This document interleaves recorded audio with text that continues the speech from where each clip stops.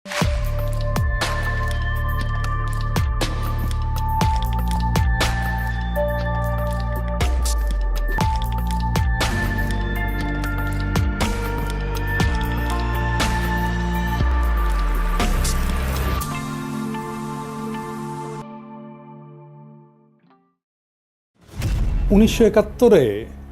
আমাদের স্বাধীনতার যুদ্ধ হয় এবং স্বাধীনতা যুদ্ধ বলতে আমরা যে বুঝি পূর্ব পাকিস্তান এবং পশ্চিম পাকিস্তানের মধ্যে একটা গৃহযুদ্ধ হয়। পশ্চিম পাকিস্তানের বিরুদ্ধে বিদ্রোহ করে বামেরা এবং আওয়ামী লীগ এবং শেষ হয় ভারতের সামরিক অভিযান এবং তাদের কাছে পাকিস্তানের ইস্টার্ন কমান্ডের আত্মসমর্পণের মধ্যে দিয়ে। এই বিদ্রোহের নেপথ্যে আওয়ামী লীগ যেই মূল বয়ান তৈরি করছে সেটা হইতেছে পাকিস্তান সরকার পূর্ব বাংলার প্রতি অর্থনৈতিক বৈষম্য করছে এবং শোষণ করছে। এই বয়ানের মূল বক্তব্য হচ্ছে তারা বলতে চায় পূর্ব পাকিস্তান পাকিস্তানের মেজরিটি প্রদেশ, এখানে দেশের 56% জনগণ বাস করে, অথচ পাকিস্তান সরকারের রাজস্বের সিংহভাগ পশ্চিম পাকিস্তানে ব্যয় করে। সেই টাকার অধিকাংশ আসে পূর্ব পাকিস্তান থেকে। পূর্ব পাকিস্তানে কামানো এই টাকা দিয়ে পশ্চিম পাকিস্তানের শাসক গোষ্ঠী নিজেদের এলাকার ব্যাপক উন্নয়ন করে।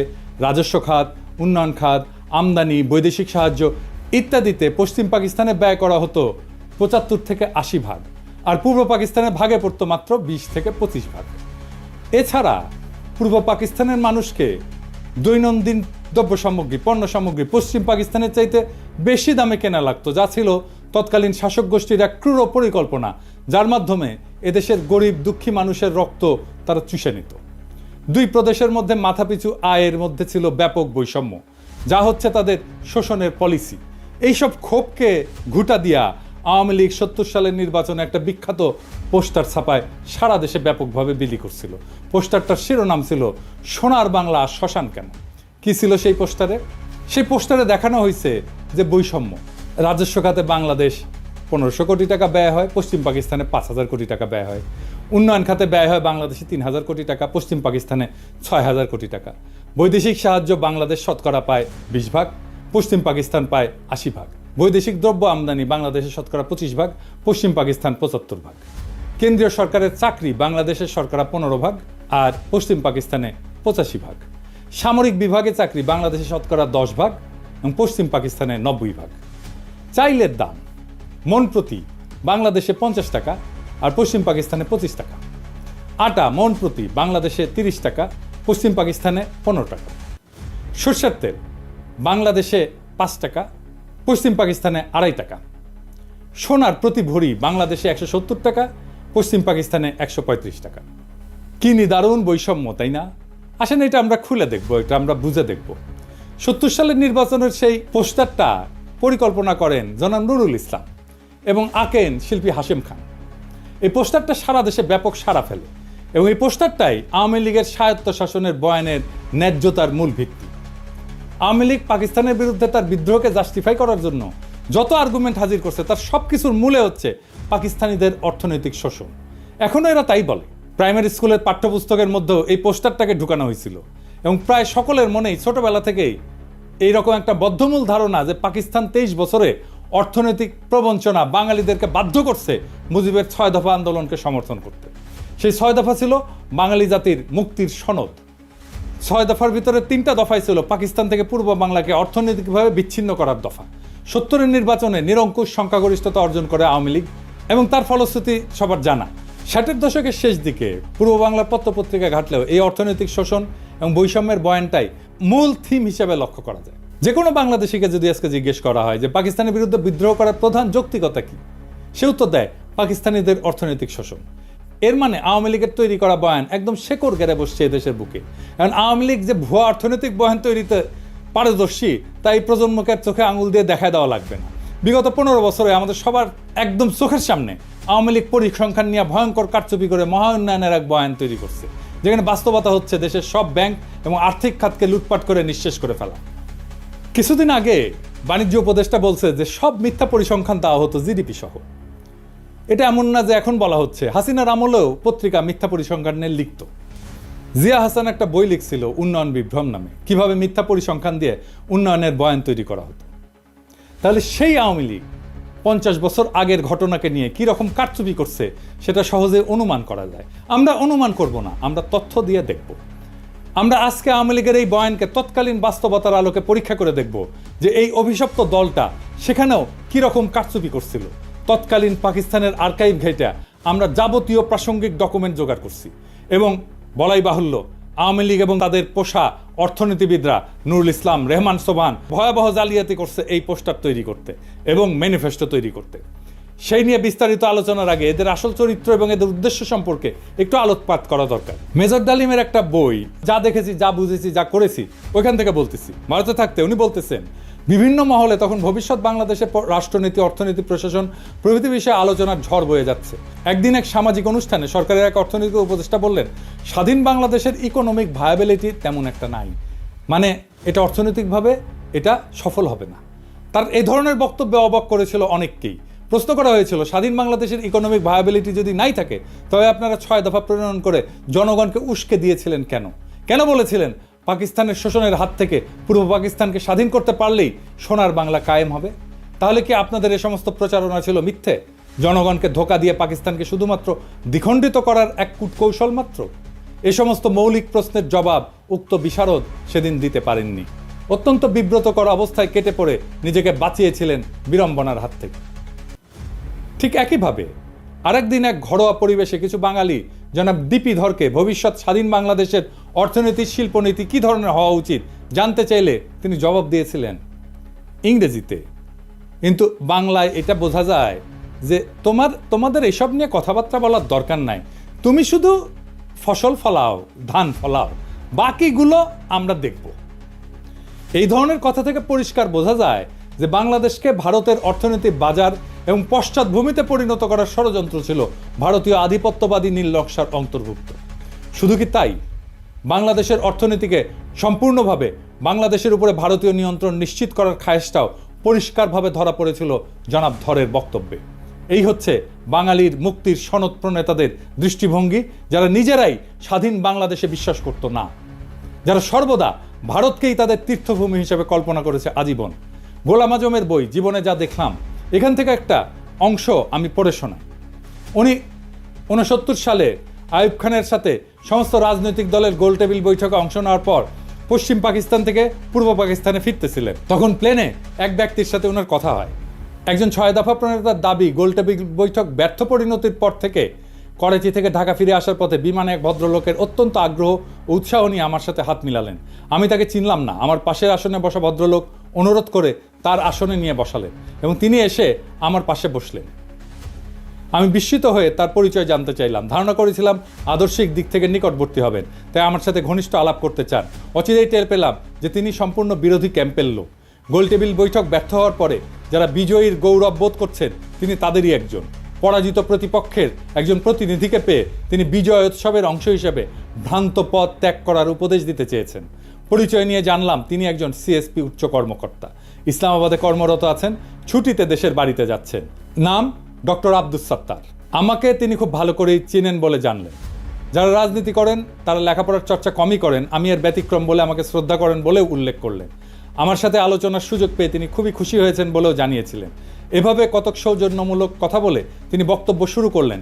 আপনারা 6 দফাকে সঠিকভাবে বিবেচনা করলেন না, এটাকে শেখ মুজিবের হঠকারী রাজনৈতিক প্রস্তাব মনে করে হয়তো এটার যথার্থ মূল্যায়ন করতে পারেননি। এটা শেখ মুজিবের মাধ্যমে পেশ করা হয়েছে বটে, কিন্তু এর প্রণেতা 18 জন পিএইচডি, এর মধ্যে বিভিন্ন বিশ্ববিদ্যালয়ের প্রফেসর এবং সরকারি বেসরকারি উচ্চপদস্থ ব্যক্তিত্ব রয়েছেন। এটা অত্যন্ত সুচিন্তিত এবং সুপরিকল্পিত ফর্মুলা, যা 8 কোটি বাঙালির ভাগ্যের দ্রুত পরিবর্তন করবে। আমি জিজ্ঞেস করলাম, ওই 18 জন পিএইচডির মধ্যে আপনি নিশ্চয়ই অন্যতম? তিনি জোশের সাথে দাবি করলেন যে তিনিও এই সংগঠকদের একজন। আমি জানতে চাইলাম, এই 18 জনের সবাই কি বাঙালি? তিনি আরও উৎসাহের সাথে বললেন যে তারা সবাই বাঙালি জাতীয়তার বিশ্বাসী। আমি জিজ্ঞেস করলাম যে আপনারা নিশ্চয়ই সুদূর প্রসারী পরিকল্পনার ভিত্তিতে এই 6 দফা প্রণয়ন করেছেন। উক্ত পরিকল্পনায় কি পূর্ব এবং পশ্চিম পাকিস্তানকে একটা রাষ্ট্র হিসেবে গড়ে তোলার চিন্তা রয়েছে? তিনি খুবই খোলা মনে জবাব দিলেন, আপনারা জনগণের ময়দানে কাজ করেন, আমরা তাদের সাথে কাজ করছি যারা দেশ চালাচ্ছে। পাঞ্জাবিরা আমাদের দাবিয়ে রাখতে চায়, তাদের থেকে আলাদা না হয়ে আমরা উন্নতি করতে পারবো না। আমাদের দু অঞ্চলের মাঝখানে ভারত, এ অবস্থায় এক রাষ্ট্রের অন্তর্ভুক্ত থাকা অস্বাভাবিক। আমি বললাম, আমরা সংখ্যাগরিষ্ঠ, দেশ গণতন্ত্রের পথে এগুচ্ছে, আমরা কেন্দ্রীয় প্রাধান্য বিস্তার করব, আমরা কেন আলাদা হওয়ার কথা চিন্তা করব? তারা আলাদা হতে চাইলে দেখা যাবে। এর জবাবে তিনি এমন কথা বললেন যা শুনে আমি চমকে গেলাম। তিনি বললেন, বাঙালি জাতি হিসাবে আমাদেরকে চিন্তা করতে হবে 47 সালে বাঙালি জাতিকে বিভক্ত করায় আমরা জাতি হিসেবে দুর্বল হয়ে গেছি। বাঙালি জাতি ঐক্যবদ্ধ হলে গোটা উপমহাদেশে আমরা বিশাল মর্যাদার অধিকারী হতে পারবো। আমি জানতে চাইলাম, পশ্চিমবঙ্গের বাঙালিরা কি ভারত থেকে আলাদা হয়ে আমাদের সাথে মিলে আলাদা রাষ্ট্রে অন্তর্ভুক্ত হতে রাজি হবে? তিনি আস্থার সাথে বললেন, আলবৎ তারা প্রস্তুত হবে। তারা কলকাতাকে রাজধানী করতে চাইবে। বঙ্গদেশ বিভক্ত না হলে তো আমাদের পূর্ব পাকিস্তানের রাজধানী কলকাতাতেই থাকতো। ব্রিটিশ আমলেও কলকাতা বহু বছর ব্রিটিশ ভারতের রাজধানী ছিল। এখানে লক্ষণীয় যে উক্ত ব্যক্তি খালি 6 দফাতেই সন্তুষ্ট নন, উনি প্রত্যক্ষভাবে বাংলার সাথে যোগ দেওয়ার জন্যে উদ্গ্রীব এবং সেই জন্যে পূর্ব বাংলার রাজধানী ঢাকা থেকে কলকাতাতে সরাই দিতেও প্রস্তুত। ক্ষুদিরাম সূর্য সেনের মন্ত্রমুগ্ধ শিষ্য। 47 সালের পার্টিশনের ইতিহাস সম্পর্কে যাদের মিনিমাম পড়াশোনা আছে তাদের জানার কথা, কংগ্রেসের দাবির মুখে লর্ড মাউন্টব্যাটেন মুসলিম সংখ্যাগরিষ্ঠ প্রদেশ পাঞ্জাব এবং বাংলাকে পার্টিশন করার সিদ্ধান্ত নেন, যেটার পুরোটা পাকিস্তানে আসার কথা ছিল। কায়েদে আজম জিন্নাহ অনিচ্ছা সত্ত্বেও এই পার্টিশনের সিদ্ধান্তকে মেনে নেন, যেটা ছিল তার স্টেটসম্যানশিপের পরিচয়। জিন্নাহ এটা নিয়ে আফসোস করে পোকায় কাটা পাকিস্তান বলেছিলেন। মাউন্টব্যাটেন প্ল্যানের আগ পর্যন্ত কংগ্রেস, মুসলিম লীগ এবং ইংরেজ সরকারের মধ্যে যত আলোচনা হয়েছে তার মুখ্য টপিক ছিল নতুন সংবিধানে ব্রিটিশ ভারতের 11টি প্রদেশের মধ্যে কী রকম সম্পর্ক থাকবে স্বাধীনতার পর। 1946 সালের ক্যাবিনেট মিশনে পুরো ভারতকে অখণ্ড রেখে মুসলিম প্রধান প্রদেশগুলোকে ম্যাক্সিমাম অটোনমি দেওয়ার একটা প্রস্তাব সংবিধানে করা হয়, যেটাতে মুসলিম লীগ এবং কায়েদে আজম সম্মতি প্রদান করেন। কংগ্রেস এবং নেহরু সেই প্রস্তাব মানতে রাজি না থাকায় কায়েদে আজম এরপর পূর্ণ স্বাধীনতার দাবি করেন। মাউন্টব্যাটেন প্রস্তাবের আগ পর্যন্ত প্রদেশগুলোকে অখণ্ড রেখে কোন প্রদেশ ভারতে থাকবে আর কোনটা পাকিস্তানে যাবে সেটা নিয়ে নেগোসিয়েশন চালান। মুসলিম লীগ 11টি প্রদেশের মধ্যে 4টি মুসলিম প্রধান প্রদেশ বাংলা, পাঞ্জাব, সিন্ধু, উত্তর পশ্চিম সীমান্ত প্রদেশ দাবি করে। মাউন্টব্যাটেন নেহরু দিয়ে ইনফ্লুয়েন্স হন।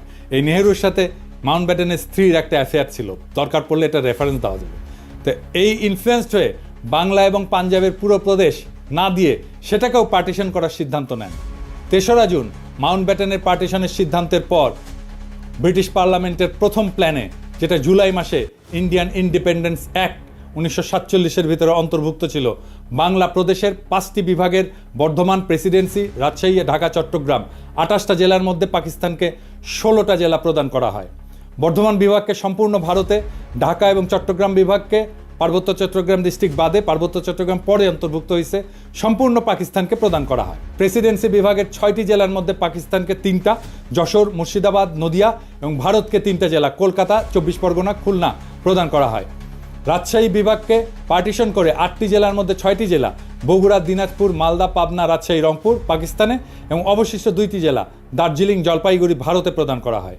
এছাড়া জুলাই মাসে আসামের সিলেট জেলাতে গণভোট হয়, সেখানকার সংখ্যাগরিষ্ঠ মুসলিম পাকিস্তানে যোগ দেওয়ার পক্ষে ভোট দেয়। এরপরে স্যার সিরিল রেডক্লিফকে প্রধান করে একটা পার্টিশন কমিশন বানানো হয় ফাইনাল ডিটেলস ঠিক করার জন্য।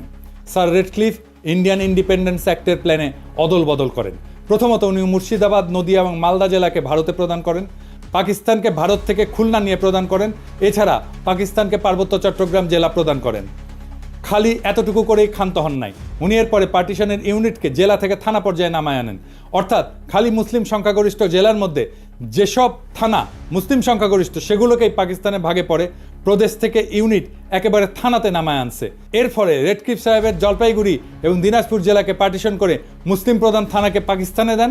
মালদা, মুর্শিদাবাদ পুরোটাই ভারতে থাকে মুসলিম সংখ্যাগরিষ্ঠ হওয়া সত্ত্বেও। নদিয়াকে পার্টিশন করে কুষ্টিয়া, চুয়াডাঙ্গা অঞ্চল পাকিস্তানে এবং যশোরকে পার্টিশন করে বনগা পর্যন্ত ভারতকে দেওয়া হয়। 24 পরগনা জেলা পুরোটাই ভারতে থাকে। এরপরও উনি ক্ষান্ত হন না, উনি সিলেটের 35টি থানার মধ্যে 6টি থানা কেটে করিমগঞ্জ সহ সেটা ভারতকে প্রদান করেন। এই রেডক্লিফ অ্যাওয়ার্ড দেশ স্বাধীন হওয়ার 1-2 দিন পর প্রকাশ করা হয়। রেডক্লিফ পাঞ্জাবেও ঘুটু করছে, মাউন্টব্যাটেনের চাপে পড়ে, সেটা অন্য কাহিনী, এর সাথে কাশ্মীর জড়িত। রেডক্লিফ রিভারের রেলেভেন্ট অংশ আপনি এখানে পাবেন, আমি সবগুলোই ডেসক্রিপশনে দিয়ে দিচ্ছি। 3রা জুন 1947 সালে মাউন্টব্যাটেনের পার্টিশন সিদ্ধান্ত প্রকাশিত হওয়ার পর বাংলা প্রদেশের মুসলিম লীগের নেতা সোহরাওয়ার্দী দিল্লিতে কায়েদে আজমের সাথে দেখা করতে যান। সোহরাওয়ার্দী এবং বাংলার মুসলিম লীগ ভেবেছিল পুরো বাংলা প্রদেশ পাকিস্তানে যাবে। পার্টিশনের সিদ্ধান্তে তারা স্বাভাবিকভাবে আপসেট হয়। সোহরাওয়ার্দী এবং আবুল হাশিম মানে বদরুদ্দিন ওমরের বাবা, জিন্নার কাছে অনুমতি চায়। যদি জিন্না রাজি থাকে তখন তারা বাংলা কংগ্রেসের নেতাদের সাথে আলোচনা করে দুই পক্ষ মিলে একটা প্রপোজাল দেবে যাতে পুরো বাংলা প্রদেশ এক থেকে ভারত এবং পাকিস্তান থেকে আলাদা হয়ে তৃতীয় একটা দেশ তৈরি করে আসামের সাথে মিলে। জিন্না তার সম্মতি প্রদান করেন। এই প্রস্তাবে বাংলা কংগ্রেসের নেতা শরৎ বসু, সুভাষ বোসের দাদা এবং শর্মিলা বোসের ঠাকুরদা, যিনি এই বইটা লিখছিলেন, ওনারা নিমরাজি থাকলেও কেন্দ্রীয় কংগ্রেসের নেতা নেহেরু এবং সর্দার প্যাটেল যখন জানতে পারে, তারা শরৎ বোসকে বিশাল ঝাড়ি মারে। তাতে শরৎ বোস ওই প্রস্তাব থেকে সরে আসে। এছাড়া বাংলার হিন্দু মহাসভার নেতা শ্যামাপ্রসাদ মুখার্জি এই প্রস্তাব শোনার পর বিশাল জনসভা ডেকে এই প্রস্তাবের বিরোধিতা করার জন্য। তারা কোনো মতেই হিন্দুস্তান থেকে আলাদা হতে রাজি না। এইসব শোডাউন কাজে দেয় এবং এখানেই অখণ্ড বাংলার প্রস্তাবের ইতি ঘটে। ইতিহাস এখানে প্রমাণ করে 1947 সালে বাংলা ভাগের জন্য কংগ্রেস এবং হিন্দু মহাসভা দায়ী। স্বাভাবিকভাবেই তারা পুরো বাংলাকে ভারতের অংশ হিসেবে চেয়েছিল। মুসলিম লীগ পুরো বাংলাকে পাকিস্তানের অংশ হিসেবে চেয়েছিল। কিন্তু পার্টিশনের সিদ্ধান্ত শোনার পর মুসলিম লীগ অখণ্ড বাংলা রাখতে রাজি ছিল। যদি বাংলা আসাম মিলে তৃতীয় আর একটা দেশ হয়, কংগ্রেস এবং মহাসভা সেটার চাইতে খণ্ডিত বাংলাকেই ভারতের অংশ হিসেবে প্রেফার করে।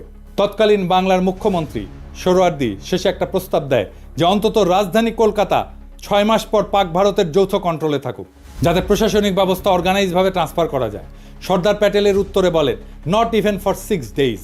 কাজেই পশ্চিম বাংলার হিন্দুরা হিন্দুস্তানের থেকে আলাদা হয়ে পূর্ব বাংলার মুসলিমদের সাথে ইউনিয়ন করে থাকবে, আর ভারতও এটা মেনে নিয়ে বিনা যুদ্ধে এত বড় মেদিনী ছেড়ে দেবে। মানে দুর্যোধন বলছিল মহাভারতের, বিনা যুদ্ধে নাহি দেব সুচক্র মেদিনী। একটা সূচের আগায় যতটুকু ভূমি থাকে ওইটাও যুদ্ধ ছাড়া দেব না, ওটাই ভারতের পলিসি। তাই এটা একটা আকাশ কুসুম কল্পনা। আওয়ামী লীগের নেতাদের এসব ইতিহাস খুব ভালো করে জানার কথা, কারণ তারা মুসলিম লীগের কর্মী ছিল 47 সালে। এরপর এইসব 6 দফা প্রণেতারা মানুষকে মূলা দেখাইছে যে তারা পশ্চিম বাংলার সাথে ইউনিয়ন করবে। এইটা ছিল আওয়ামী লীগের একটা ভয়ঙ্কর প্রতারণা। 1971 সালের 7 দফা চুক্তির ইতিহাস নতুন প্রজন্ম ইতিমধ্যে জেনে ফেলছে। সর্বশেষে এই পোস্টারের প্রণেতা অর্থনীতিবিদ নুরুল ইসলাম যে কত স্থূল একজন ব্যক্তি ছিল তার একটা সামান্য উদাহরণ দিই। 2016 সালে বাংলাদেশ প্রতিদিন পত্রিকায় পোস্টারটার শিল্পী হাশেম খান একটা প্রবন্ধ লেখেন। সেখানে উনি পোস্টার তৈরির ইতিহাস বর্ণনা করেন। সেই প্রবন্ধের একটা অংশ হচ্ছে, কিছুক্ষণের মধ্যে নুরুল ইসলাম ফিরে এসে বললেন, কিছু একটা দাঁড় করাতে পারলেন? আজকে আর বিদ্যুৎ আসবে না। পাকি সরকার পূর্ব পাকিস্তানের অন্ধকারে রাইখা পাকিস্তানের আলোতে ভাসাইয়া দিচ্ছে। সারা রাত শহর বন্দর অলিগলি এমনকি গ্রাম পর্যন্ত বিদ্যুতের বাতি আলো দিতেছে। সামনের ইলেকশনে পশ্চিমাদের গদি থেকে নামাইয়া আওয়ামী লীগরে বসাইতে হবে। নুরুল ইসলাম দাবি করতেছেন পূর্ব পাকিস্তানের লোডশেডিংয়ের জন্য পশ্চিম পাকিস্তান দায়ী। তারা এখন এখানে বিদ্যুৎ বন্ধ করে নিজেদের এলাকায় বিদ্যুৎ সরবরাহ করতেছিল। কি অদ্ভুত দাবি আর মনস্তত্ত্ব। পূর্ব আর পশ্চিম পাকিস্তানের মধ্যে 1000 মাইল দূরত্ব, মাঝখানে শত্রু দেশ ভারত আর সমুদ্র, দুই অংশে বিদ্যুতের দুইটা গ্রিড। এক গ্রিড থেকে আরেক গ্রিডে পাওয়ার ট্রান্সফার করা অসম্ভব একটা ঘটনা। এক গ্রিডে সারপ্লাস বিদ্যুৎ থাকলেও আর এক গ্রিডের সাথে ট্রান্সফার করার কোনো উপায় নাই। কাজে পূর্ব পাকিস্তানের বিদ্যুৎ বন্ধ কইরা পশ্চিম পাকিস্তানকে আলোর বন্যায় ভাসিয়ে দেওয়ার মতো নিতান্ত শিশুসুলভ দাবি খুবই হাস্যকর। সে নাকি বাংলাদেশের প্রধান অর্থনীতিবিদ ছিল, সে বাংলাদেশের পরিকল্পনা কমিশনের প্রধান ছিল স্বাধীনতার পরে। এই মক্কেল আবার নাকি হার্ভার্ডের গ্র্যাজুয়েট। হ্যাঁ, আরেকজন মুখ্য চরিত্র যে 6 দফার খসড়া করার ব্যাপারে অন্যতম মুখ্য ভূমিকা রাখছিল, তার নাম রুহুল কুদ্দুস, একজন সিএসপি আমলা। বাংলাদেশ স্বাধীন হওয়ার পর প্রথম ক্যাবিনেট সেক্রেটারি হয়। রুহুল কুদ্দুসের ব্যাপারে শুধু 2টা তথ্য যথেষ্ট তার চরিত্র এবং এজেন্ডা বোঝার জন্য। প্রথমটা হচ্ছে এই 50-এর দশকে একটা দুর্নীতির মামলার বিবরণ। সেখানে আমূল আসামি শেখ মুজিবুর রহমান পূর্ব পাকিস্তানের প্রাদেশিক মন্ত্রী থাকার সময় দুর্নীতির কারণে জেলে সাজাপ্রাপ্ত হন। সেই দুর্নীতি মামলায় মুজিবের সহযোগী ছিল এই রুহুল কুদ্দুস। তার পুরস্কার দিছে, যেহেতু মামলা ফাঁসিছে তার পুরস্কার দিছে সেক্রেটারি বানায়। আর একটা মামলা হচ্ছে আগরতলা ষড়যন্ত্র মামলা, যেখানে আসামিরা ভারতের প্রত্যক্ষ সাহায্যে পূর্ব পাকিস্তানে বিদ্রোহ সংগঠিত করে বিচ্ছিন্ন হওয়ার পরিকল্পনা করে।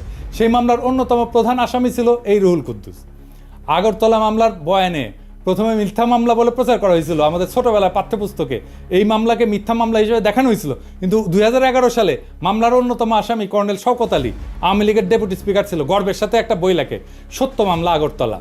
দেশের অনেক মানুষের কাছে পাকিস্তান থেকে বিচ্ছিন্ন হয়ে আলাদা রাষ্ট্র গঠনের যৌক্তিকতা হচ্ছে 25 এবং 26 মার্চের তারিখে পাকিস্তান আর্মির অপারেশন সার্চলাইট। তাহলে 60-এর দশকে যারা ভারতের সাহায্যে এই সমস্ত বিদ্রোহ পরিকল্পনা করছিল তাদের জাস্টিফিকেশন কি ছিল? পাকিস্তান তো 1971 সালের আগে কোনো গণহত্যা চালায়নি। যদি বলে অর্থনৈতিক বৈষম্য, সেই বেলুন আমরা একটু পরে ফুটা করে দেখা দিচ্ছি। 1965 সালে পাকিস্তান ভারতের সাথে একটা ফুল স্কেল যুদ্ধ হয়। ঠিক তার পরপর কোন ধরনের চরিত্রের মানুষ সেই ভারতের থেকে অস্ত্র এবং টাকার সাহায্য নিয়ে পাকিস্তানের বিরুদ্ধে বিদ্রোহ করার পরিকল্পনা করে? এই ধরনের মানুষেরা পাকিস্তানের তথাকথিত শোষণের বয়ান তৈরি করে জনগণের মধ্যে ফেরি করছে। এখানে প্রফেসর সৈয়দ সাজ্জাদ হোসেনের কিছু অবজারভেশন খুবই গুরুত্বপূর্ণ। ওনার ৭১-এর স্মৃতি বলে একটা বই আছে। তিনি একাধারে একজন প্রখ্যাত শিক্ষাবিদ, সাহিত্য পণ্ডিত এবং লেখক। বাঙালি মুসলমানের মধ্যে তিনি প্রথম ব্যক্তি যিনি ইংরেজি সাহিত্যে পিএইচডি ডিগ্রি অর্জন করছিলেন। রাজশাহী বিশ্ববিদ্যালয়ের ভিসি ছিলেন উনি। আসল কথা, যারা এই সমস্ত কথা বলে এবং এই জিনিস শুরু হয়েছে ৬০-এর দশক থেকেই, তারা একটা রাজনৈতিক উদ্দেশ্য হাসিলের মতলবে এই সমস্ত থিওরি আওড়ায়। ১৯৪৭ সালে বিভক্তি এরা মানতে রাজি নয় এবং এই অঞ্চল স্বাধীন থাকুক এটা তারা চায় না। পাকিস্তান আমলে এরা অনবরত প্রচার করেছে যে আমরা পাঞ্জাবিদের অধীন এবং পাকিস্তান থেকে বেরিয়ে এলে সত্যিকার অর্থে স্বাধীন হতে পারবো। আবার এখন বলছে ১৯৭১ সালে যে স্বাধীনতা অর্জিত হয় তার কোনো মূল্য নাই, ওপার বাংলার সাথে মিলে গেলেই নাকি আমরা সত্যি মুক্ত হবে। ১৯৭১ সালে ভারতের সাথে মিলিত হওয়ার কথা প্রকাশ্যভাবে বলা হতো না, কারণ ও কথা বললে এদেশের জনসমাজ সাড়া দিত না। তাই তখন বলা হচ্ছিল ভারত আমাদের প্রকৃত বন্ধু, ভারতীয় সৈন্য এসে আমাদের রক্ষা করবে। ভারতে বাঙালি, পাঞ্জাবি, মারাঠি, তামিল, শিখ, পার্সি বিভিন্ন জাতি এবং ভাষাভাষী লোকেরা এক রাষ্ট্র গঠন করে বসবাস করতে পারে, তার মধ্যে কোনো অসঙ্গতি লক্ষ্য হয়নি। কিন্তু পাকিস্তানে পাঞ্জাবি, পাঠান, সিন্ধি এবং বাঙালি এক রাষ্ট্র গঠন করে এমন একটা কর্ম করেছিল যা শুধু হাস্যকরই না, রীতিমতো অ্যাবসার্ড এবং অযৌক্তিক। এই যুক্তিটি চিরকালই আমার কাছে অদ্ভুত থেকেছে। ভারতের প্রধান ধর্ম হচ্ছে হিন্দুত্ব।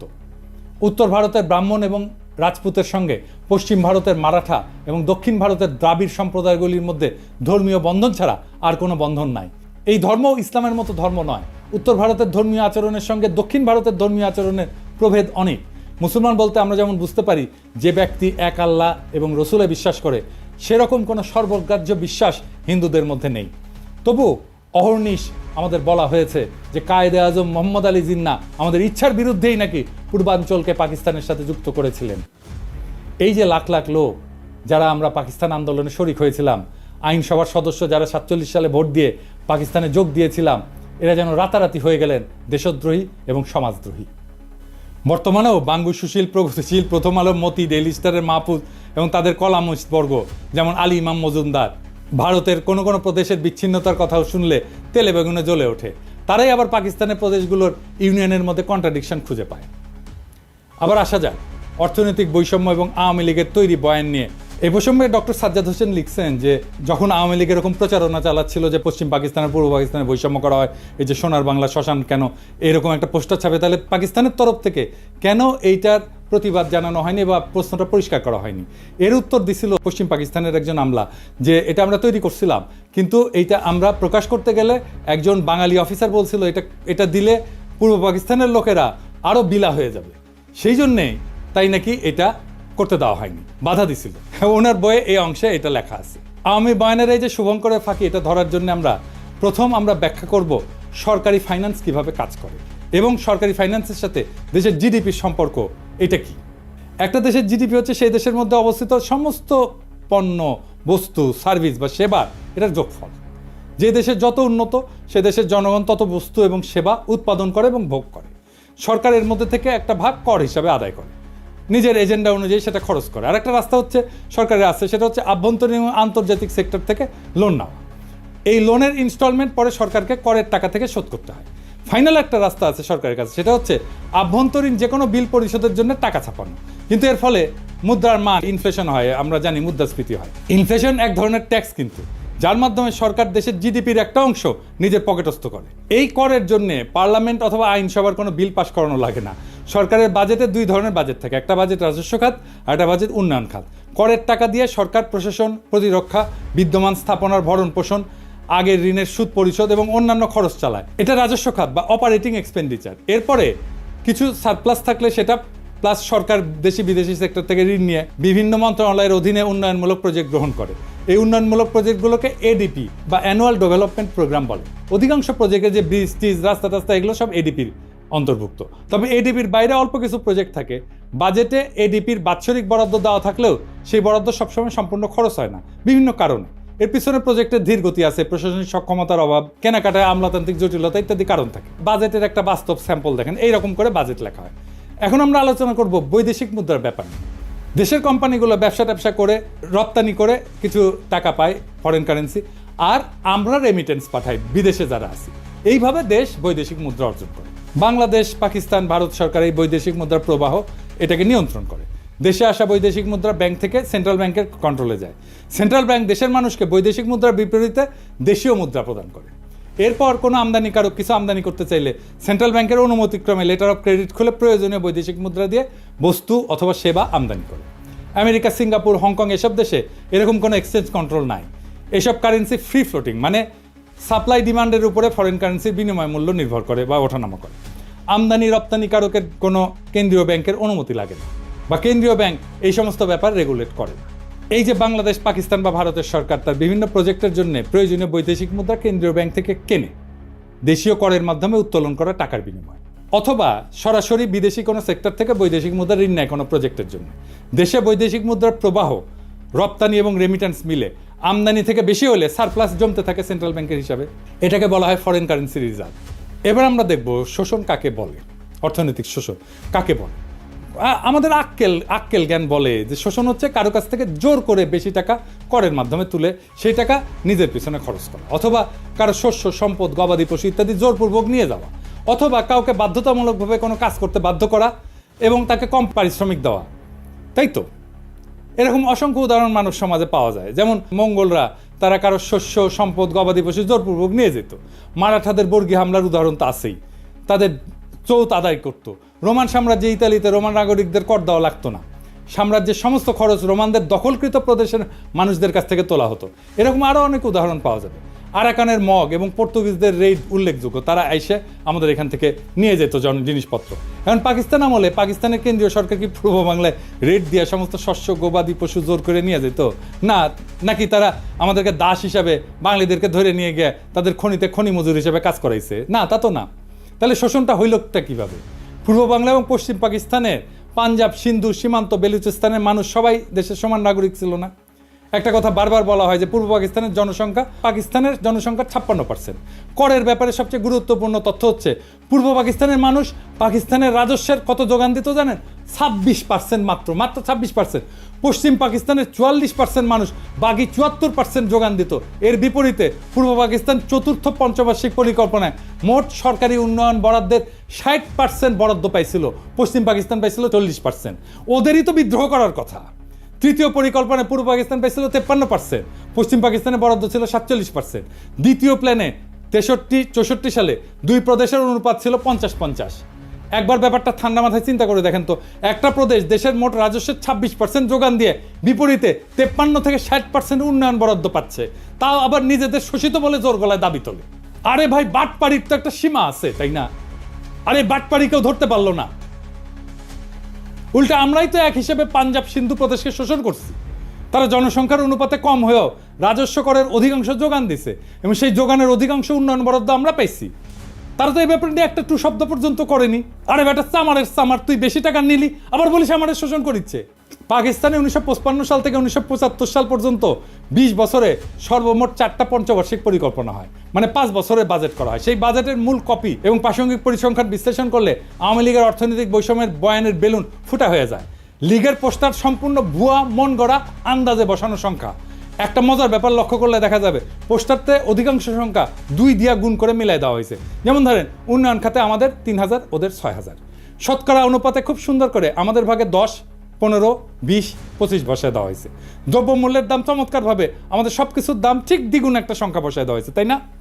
একটা বাচ্চাকে অঙ্ক কষতে দিলে সে অঙ্ক না পারলে উত্তরে যেরকম একটা সংখ্যা আন্দাজে মিলায় বসায় দেয়, ব্যাপারটা ঠিক সেই রকম। তবে এই পোস্টারের প্রস্তুতকারক আওয়ামী লীগের এক টাউট অধ্যাপক। বৈদেশিক সাহায্য ঋণ উন্নয়ন বাজেটের অংশ, কাজে একটা এলাকার উন্নয়ন বরাদ্দ 50-60%, আর সেই প্রদেশের বৈদেশিক সাহায্য মাত্র 20%।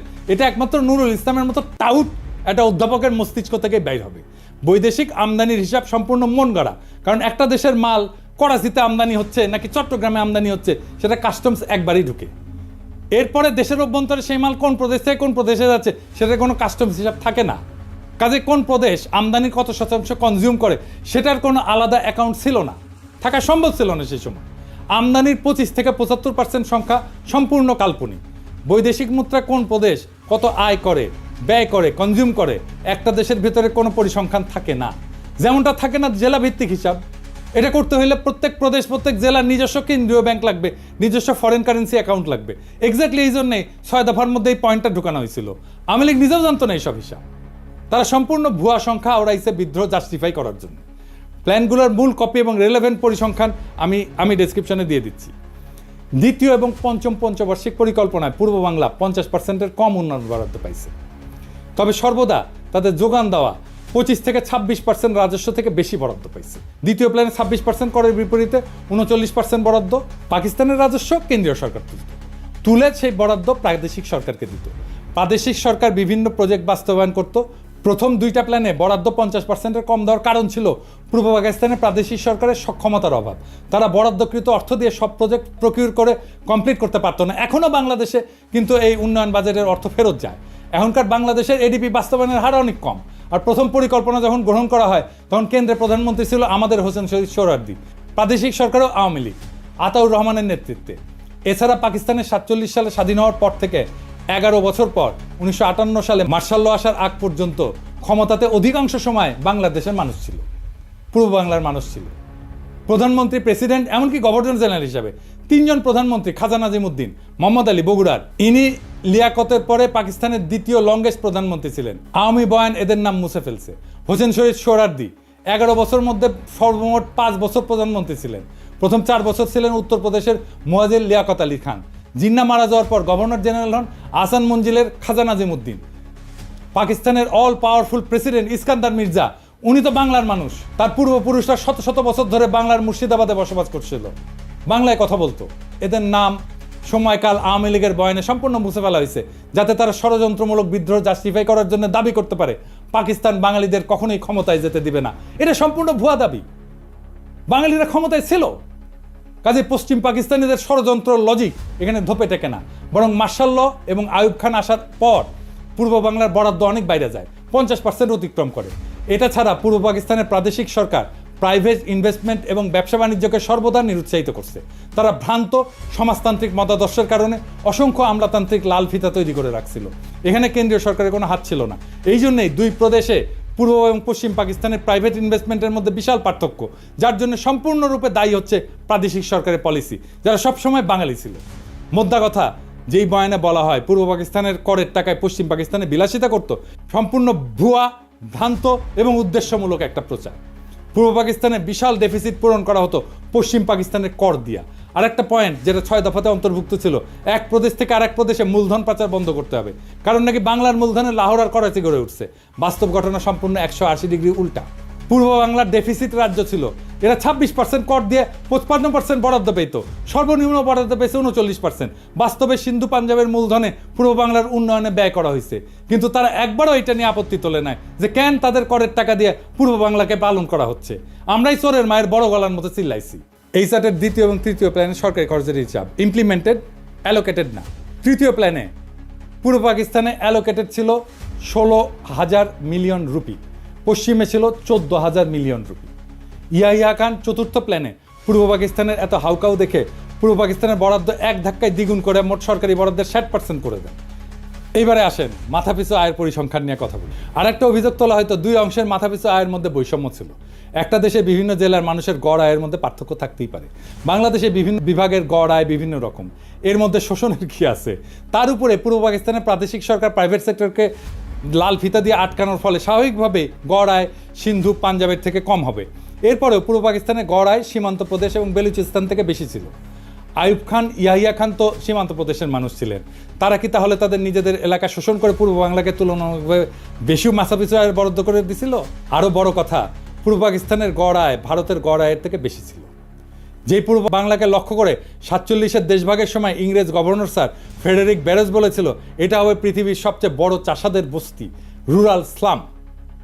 সেই পূর্ব বাংলা 20 বছরে ভারতের গড় আয়কে ছাড়ায় যায়। শিল্পায়নের দিক থেকে পশ্চিম বাংলার জুট মিলের সংখ্যাকে ক্রস করে। 47 সালে যেখানে পূর্ব বাংলায় একটা পাটকল ছিল না, 20 বছরে সেখানে 70টা জুট মিল হয়। যে পাঞ্জাবিদেরকে শোষক হিসেবে দেখানো হয়, তাদের নিজেদের গড় আয় সিন্ধুর থেকে কম ছিল। তাহলে কি বাঙ্গুলজিকে সিন্ধুই পাঞ্জাবিদেরকে শোষণ করতেছিল? এসব শুনলে তো ঘোড়া হাসবে। ভারত এবং যুক্তরাষ্ট্র বিভিন্ন রাজ্যে মাথাপিছু আয় বিভিন্ন রকম। ভারতের মহারাষ্ট্রের সাথে পশ্চিমবঙ্গের বিশাল পার্থক্য। পাঙ্গু সুশীলরা ভারতের কোনো উদাহরণকে কি শোষণ বলবে? মাইকেল মধুসূদন দত্ত একটা প্রহসন লিখছিল, একেই কি বলে সভ্যতা? বেঁচে থেকে এই সমস্ত ঘটনার ডিটেলস জানলে লিখতেন, একেই কি বলে শোষণ? ভারতের গড় আয় নানা প্রদেশে নানা রকম। একই কথা বলা হয় বিভিন্ন প্রদেশের মধ্যে বিভিন্ন গ্রোথ রেটের পার্থক্য, আমেরিকার বিভিন্ন রাজ্যের মধ্যে বিভিন্ন গ্রোথ রেট, ভারতের বিভিন্ন রাজ্যের মধ্যে বিভিন্ন গ্রোথ রেট, কিন্তু কোনো বয়ানে এসবকে শোষণ বলা হয় না। পাকিস্তানের ক্ষেত্রে সবাই লাফায় ওঠে, একদম শোষণের লেকচার মারা শুরু করে কেন? আর একটা বিষয় আছে, সেটা হচ্ছে কস্ট অফ লিভিংয়ের তারতম্য। পোস্টারে যে কস্ট অফ লিভিং দেখা হয়েছে, আশা করি এতক্ষণে সবাই বুঝছেন সেটা সম্পূর্ণ ভুয়া আন্দাজে বসানো সংখ্যা। এখানে আরও দুইটা কথা যোগ করি। একটা দেশের বিভিন্ন শহর গ্রাম জীবনযাত্রার খরচ ভিন্ন। ঢাকাতেও জীবনযাত্রার খরচ মাগুরার একটা গ্রামের থেকে অনেক বেশি। তাহলে কি বাঙ্গুলজিকে মাগুরার গ্রাম ঢাকাকে শোষণ করতেছে? বিশ্বের সব দেশেই শহর গ্রাম বিভিন্ন এলাকার জীবনযাত্রার খরচ ভিন্ন ভিন্ন। উন্নত শহরে খরচ বেশি হয়, যেমন নিউ ইয়র্ক সিটিতে খরচ অত্যন্ত ব্যয়বহুল, সেখানে ওহিওর একটা ছোট শহরে সে খরচ অনেক কম। তাহলে কি সবাই নিউ ইয়র্ক সিটিকে শোষণ করতেছে? এই হচ্ছে আওয়ামী লীগের তৈরি করা পাকিস্তানের অর্থনৈতিক শোষণের বয়ানের আসল রূপ। এটা দেখাই দেওয়া উচিত ছিল, কিন্তু তার অর্থ এই না যে আমরা বলবো আমাদের 1971-এর স্বাধীনতার যুদ্ধ করা ভুল হয়েছে। কিন্তু ভুল তথ্য দিয়া ভুল বুঝায় তো একটা জাতিকে চিরজীবন অন্ধ রাখা যায় না। 25শে মার্চের গণহত্যা একটা টার্নিং পয়েন্ট। ওই অবস্থা কিভাবে তৈরি হয়েছিল সেটা আরেকদিন আলাপ হবে। সেই অন্ধকার ইতিহাস শুনলে আপনি শিউরে উঠবেন যে কি ভয়ানক পরিকল্পনা করে এমন একটা সম্ভাবনার দিকে ঠেলে দেওয়া হয়েছিল একটা পুরো জাতিকে। সেই ইতিহাস আরেকদিন। বাংলাদেশের ইতিহাস শুধু বিজয়ের গল্প না, বরং সত্য আর মিথ্যার একটা দীর্ঘ সংগ্রাম। 1971 সালের মুক্তিযুদ্ধ আমাদের জাতির সত্তার ভিত্তি গড়ে দিছে, তবে এর প্রত্যেকটা দিক সঠিকভাবে বোঝা জরুরি।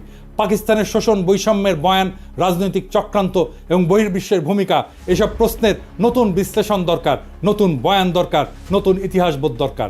যেই জাতি ইতিহাসকে প্রশ্ন করতে শেখে, সেই জাতি ভবিষ্যৎকে রচনা করতে পারে। ভুল তথ্যের ভিত্তিতে জাতীয় চেতনার বিকৃতি ঘটে, আর সেখান থেকেই জন্ম নেয় দুর্বল শাসন, দুর্নীতি এবং প্রহসনের উন্নয়নের বয়ান। আজকে বাংলাদেশ যদি সত্যিকার অর্থে স্বাধীনতার চেতনাকে ধারণ করতে চায়, তবে তাকে নিরপেক্ষভাবে অতীতের ঘটনাগুলো পর্যালোচনা করতে হবে। সত্যের অনুসন্ধান শুধু ইতিহাসের প্রয়োজনে নয়, বরং ভবিষ্যতের জন্য অপরিহার্য। জাতি হিসেবে আমাদের দায়িত্ব হলো ইতিহাসের প্রকৃত সত্যকে জানা, যাতে মিথ্যার বুনিয়াদ ভেঙে আমরা একটা উন্নত, স্বনির্ভর এবং শক্তিশালী বাংলাদেশ গড়তে পারি। আসুন আমরা ইতিহাসকে প্রশ্ন করতে শিখি, কারণ সঠিক প্রশ্নই আমাদের সঠিক ভবিষ্যতের দিকে এগিয়ে নিয়ে যাবে। ইনকিলাব জিন্দাবাদ।